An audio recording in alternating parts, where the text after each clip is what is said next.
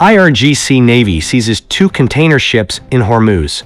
The recent seizure of 2 container ships by Iran's Islamic Revolutionary Guard Corps Navy, or IRGC Navy, in the Strait of Hormuz is not just a maritime incident, it's a calculated military signal with global consequences. According to multiple reports, Iranian forces intercepted and detained 2 commercial vessels, identified as the MSC Francesca and Epaminondas, accusing them of violating maritime regulations and manipulating navigation systems. But the timing tells a deeper story. This operation came just days after U.S. forces seized an Iranian-linked vessel, suggesting a direct tit-for-tat escalation in an already volatile maritime standoff. 1. Tactical execution, asymmetric naval warfare. The IRGC Navy is not designed to fight like a conventional blue-water navy.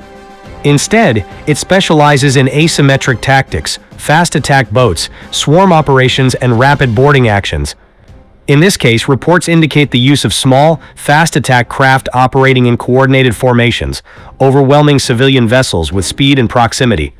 This approach gives Iran 3 advantages: speed of interception in narrow waters, psychological shock effect on civilian crews, low-cost, high-impact operations against global trade.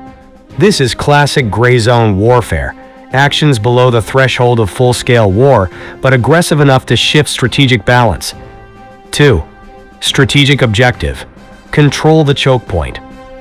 The Strait of Hormuz is arguably the most critical maritime choke point in the world. Roughly 20% of global oil and LNG flows pass through this narrow corridor. By seizing ships, Iran is signaling one key message: we can disrupt global trade at will. This is not just about the 2 ships, it's about deterrence through economic pressure. In fact, after the seizure, shipping companies began avoiding the strait.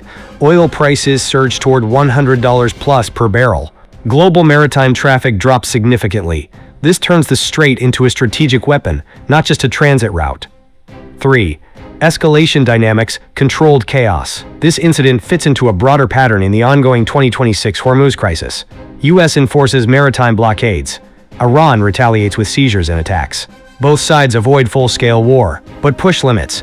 Iran's move is carefully calibrated, aggressive enough to respond to U.S. actions, limited enough to avoid immediate large-scale retaliation. This is escalation management, not escalation avoidance. 4. Military implications. If this pattern continues, expect increased naval escorts for commercial shipping, expansion of mine warfare and anti-ship threats, higher risk of direct naval clashes between Iran and Western forces. The Pentagon has already warned that clearing potential mines in the strait could take months, highlighting how quickly this situation could spiral. Final assessment. This is not piracy, this is not law enforcement. This is strategic signaling through controlled disruption. Iran is demonstrating that even without a dominant navy, it can threaten global energy supply, challenge U.S. maritime superiority, and reshape the battlefield using geography and asymmetric tactics. In modern warfare, control of choke points like the Strait of Hormuz may be just as powerful as missiles or aircraft carriers. And right now, that control is being contested in real time.